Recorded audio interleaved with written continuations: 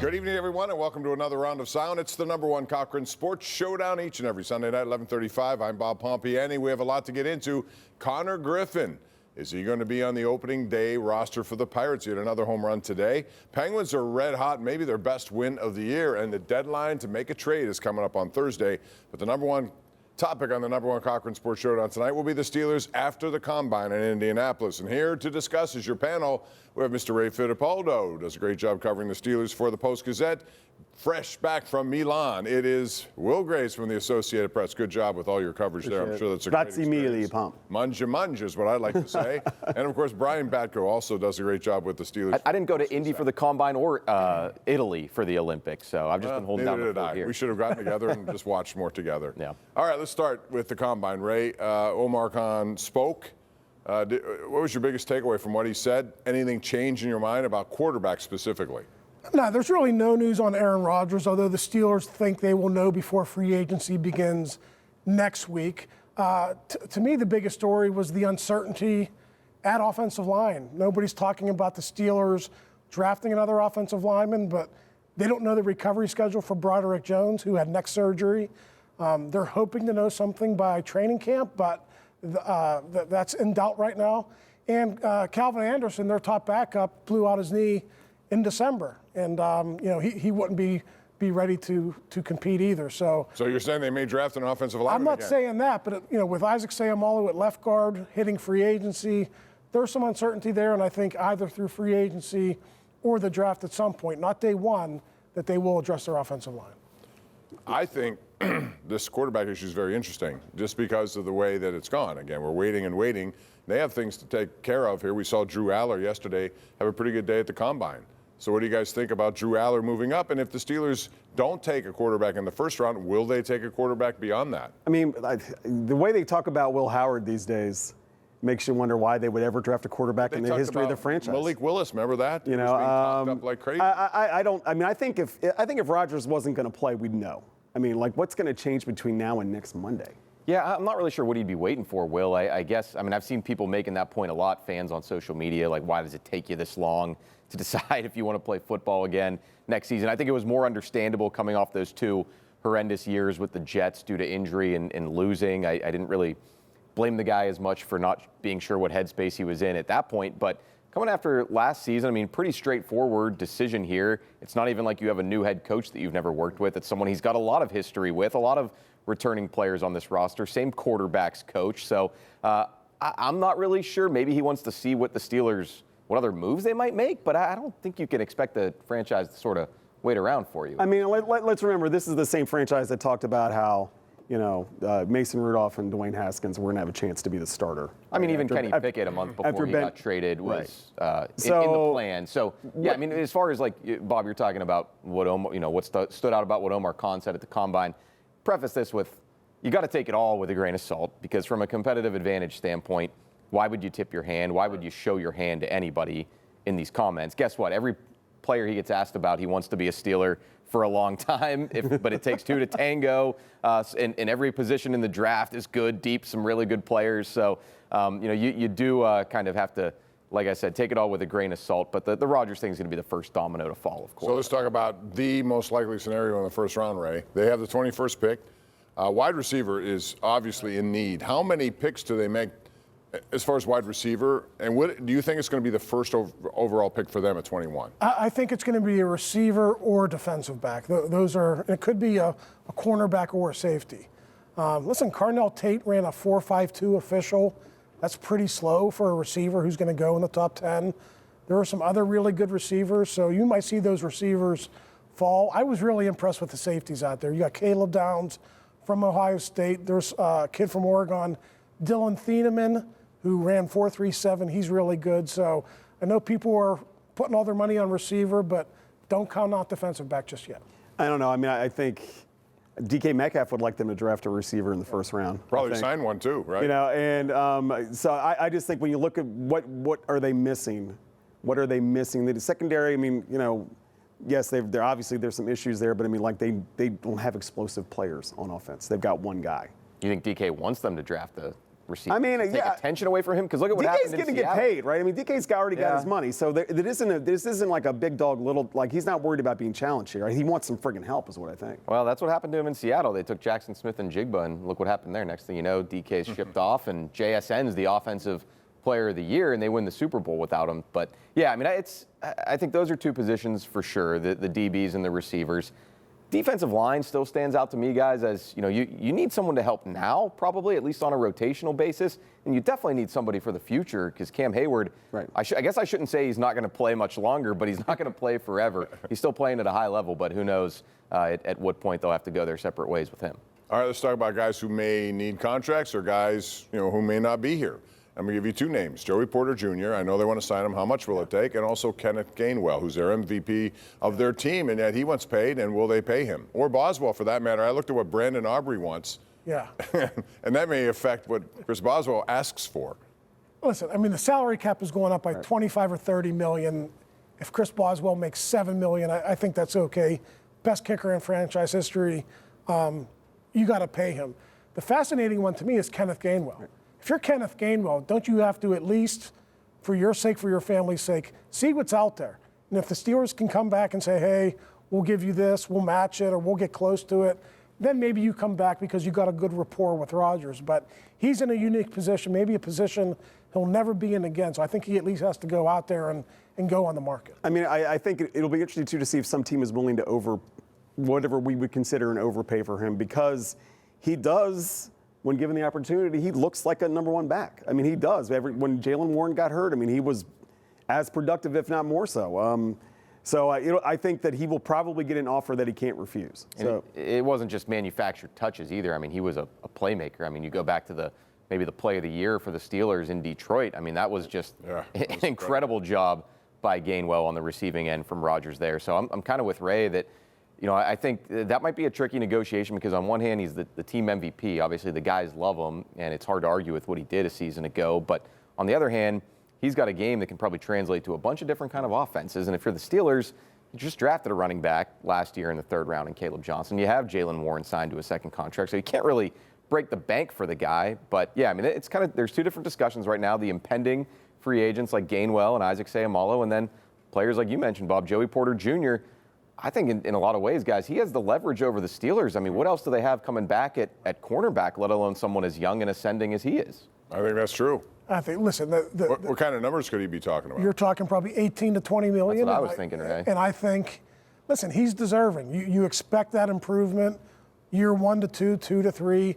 He took a big step this year, and you don't want to lose him now. You don't want him to hit free agency next year. Sign him now, take the hit, and bet on his talent. I mean, the only thing would be like, would the Steelers expect a quote-unquote hometown discount from him? And I think like this will be the big contract that he signs, right? Right. I mean, even if he gets beyond this, like if we're looking at 5 years, 90 million or whatever, if he's still playing after that, it's not going to be 5 years. I'd love to be Joey's agent because I'd just say, well, what else are you guys going to do? You're going to bring back James Pierre and Asante Samuel Jr. You're going to run Brandon Echols outside full time. Oh, you're going to draft a guy? You guys have a great track record doing that other than my client. So, yeah, that's going to be a fascinating situation. I think they're going to get it done, but I think Joey, I remember talking to him on locker cleanout day, guys, black trash bag day, as Mike Tomlin liked to call it. Someone asked him about the negotiations, and he didn't, tip his hand whatsoever. He just kind of said, we'll see.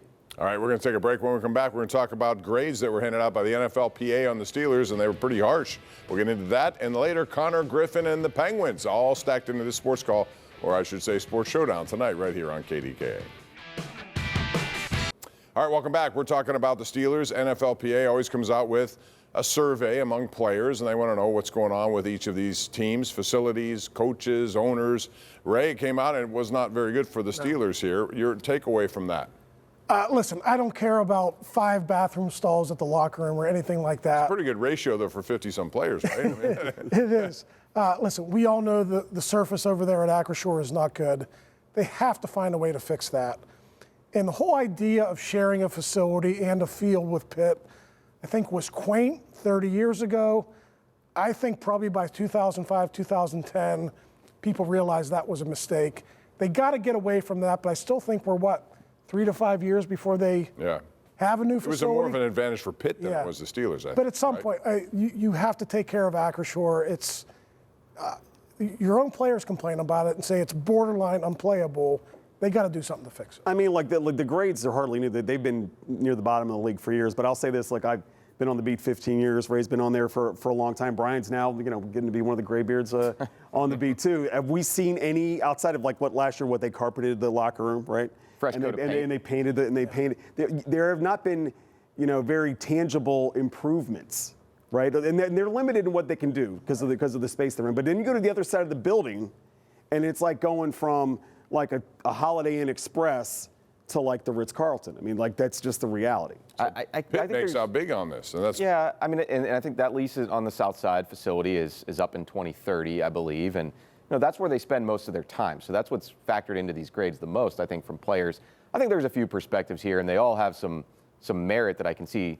Team owners, not just the Steelers, but across the league, are saying you players don't need astronaut pods in your locker room, and you don't necessarily need first-class seats to fly, right, guys? The players are saying we do need everything to help with our recovery, our rest, our comfort, because we're world-class athletes. And then the fans, I think, in this case, are kind of split, where ones are going to say, we don't care what the millionaire players are griping about, whereas others are saying, hey, from a franchise perspective, there's a lot you can't control. You can't control if your receiver makes every catch. You can't control if your draft picks pan out, but you can control how much you're spending and investing in the product. But I mean, the reality is, I think, at the end of the day, we were talking this before we came on the air. When free agency opens next week, the deciding factor is not going to be the facilities. Right. Right. It's going to be whoever's going to pay me the most money. However, it is kind of jarring, the lack of progress that they seem to have made in this. It's almost like they don't even care. That's the way it looks. I'm not saying that's the way it is, but that's the way it looks. I mean, I think I'd quibble with that in the sense of I think two of their lower grades relative to the league were the playing surface, which obviously they are taking steps now to get up to this league-mandated issue. And then the other thing is the strength staff got really bad scores, and they're out. They're out with Mike Tomlin. And we should say their training staff had very high marks. So everything gets lumped into, they were dead last, but their training staff was actually among the best in the NFL. When we come back, we're going to shift the focus to the Penguins, who have been red hot, and they won again today. And now the trade deadline is staring them in the face. What are they going to do with that deadline? We'll talk about it next, right here on the #1 Cochran Sports Showdown. All right, the Penguins, give them a lot of credit, man. They went to New York yesterday. I thought played a pretty good game, ended up losing in a shootout. So they had to travel back, get ready for a game with Vegas today. Vegas was already here waiting for them, and the Penguins came out and dominated today, and they won 5-0. Sheilhouse gets a shutout, 5 different goal scorers. And, well, I'm going to start with you on this one. They are a very good hockey team. Even without Crosby now, they're 2-0-1, and that seems to be a trend that's happened over the years, but they got a trade deadline coming up. What do they do? Big move, small move, no move?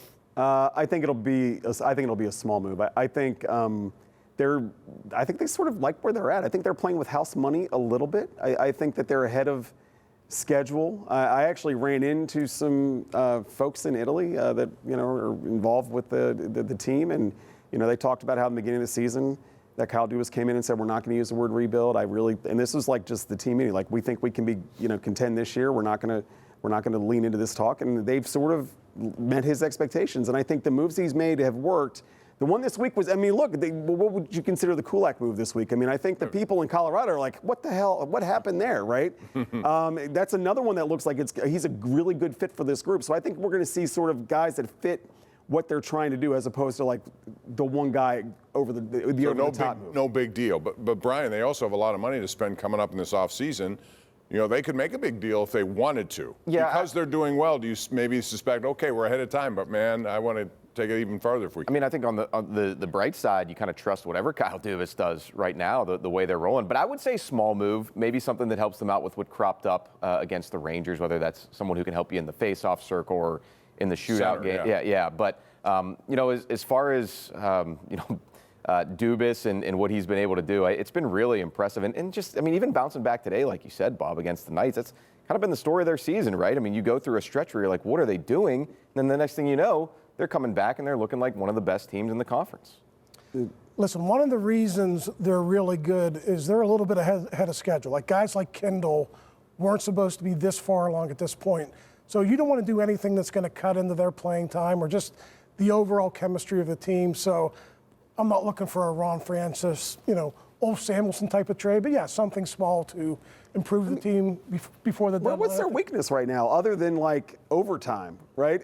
Which they're not going to play that when they get to the playoffs. Well, then I mean, they're gonna play overtime, and even but in no goaltending, shootouts. Seelovs has really kind of Yes. come on here the last little bit. So like that, they look competent up and down the roster. Even like, I mean, look at the fourth line. Some nights is the best line that they have. And they score. Right. So I mean, they don't really have like this jarring. We need to go and get a number 2 wide receiver type of situation. They're just All pretty right, good. let me ask you this then, Brian, and then Ray, you can answer this before we go to break, and that would be, let's say that a team needs a goaltender. There's an injury. Stuart Skinner's on this team. He's the guy who, at the end of this year, does not have a deal. He's making, pretty good money, but he's also a veteran who's been through this. They have Miroshov in the minors who's playing very well. Would you trust, given where they are, a young goaltender coming up at 21 who hasn't been through this yet, in order to create space for him, but also get something in return for Skinner? I would, but it's probably a prisoner of the moment thing after seeing, Shilovs today against Vegas and feeling really good. Recency bias, I haven't seen somebody beat up Vegas like that since Zach Galifianakis in The Hangover. So I'd say yes to your question, Bob. They're not a young team. They're still a veteran team, but you do want that veteran presence in goal. So I would be hesitant to deal. I would say Matt Murray. I mean, what experience did Matt Murray have in 2016? No, he didn't. And all of a sudden, things changed radically after that. Right. But the point is, he hasn't done it. And you would, but if you trust him, you trust him. He's 21. We'll see what happens. He made a tremendous save the other night and got his 3rd shutout, did Miroshov. When we come back, we're talking about Connor Griffin. How much money will it take if they want to sign him right now? We'll get into that next right here on the #1 Cochran Sports Showdown. All right, welcome back. When the auto show comes to Pittsburgh, as always, #1 Cochran Kia shows up in a big way. And right now, you can get exclusive savings on a new Kia as part of #1 Cochran's Auto Showtime event.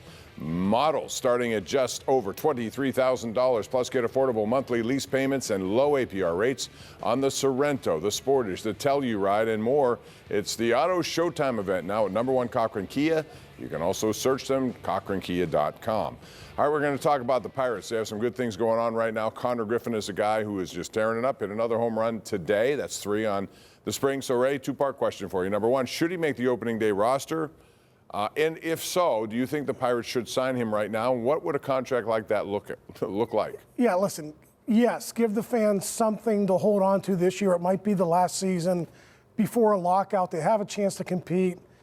If it means a few more wins in April and May, do it so you have a chance to win. Listen, if I was Connor Griffin, I wouldn't be in a hurry to do it. I would bet on myself.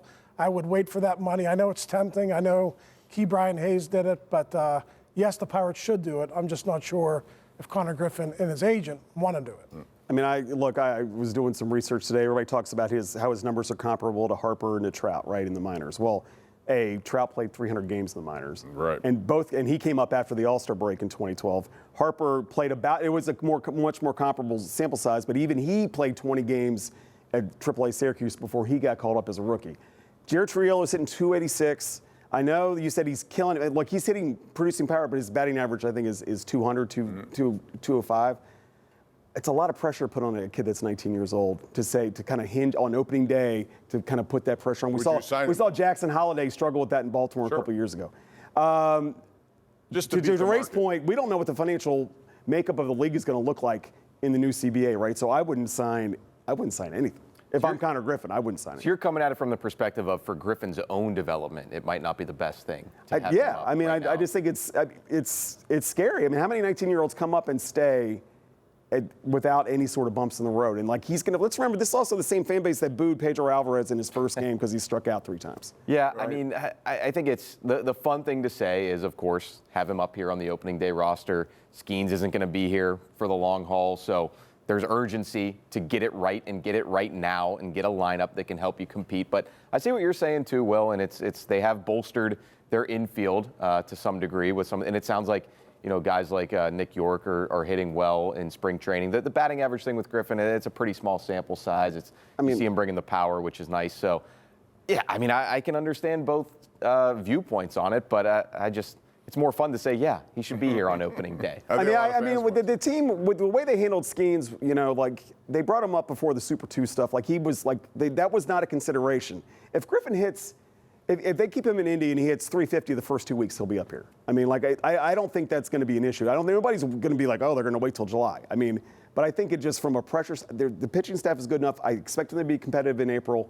So they're not going to fall. You can't win the division in April, but you can kind of. And they lost it last year in April. They I don't had think it's going to happen terrible this April. time. I think they've got a little bit of time. The roster's better. Yeah. Give the kid just a couple weeks. Just a couple weeks at AAA. I was going to say, I know it's boring to not have a hot take on it, but I see what you're saying. I don't blame anyone who would say, let him see AAA and experience that, and I don't blame anyone who would say, he doesn't need that. Look what he's doing in spring training. Let him rake. And he stinks for 3 weeks. Then now you have something else going on.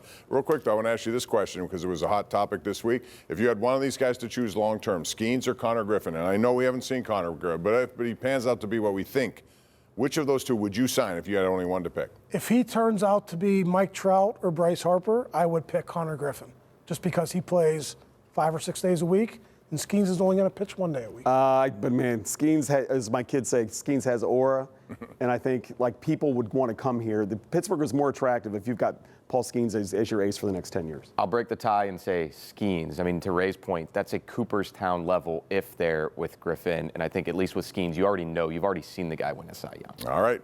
It's going to be interesting to see how it plays out. Before you know, the season will be underway. We'll be back with more right here on the #1 Cochran Sports Showdown. All right, that's going to do it for us. Thank you so much for joining us. Big thanks to Ray Fittipaldo, Will Graves. Grazie mille. Grazie. Twizzlers were a big hit in the media center in Italy. Appreciate it. Twizzlers? You got all that food? She gave me You're gonna 4 go pounds of Twizzlers before I left. That's why she's the GOAT. Okay. Brian, thank you very much for being here as well. You're welcome. Any parting shots? Happy birthday to my Uncle Mark. He's a leap year baby, so they needed a little bit more. Way to go, They didn't Mark. really get it this year. Thanks for joining us. We'll see you again next Sunday night.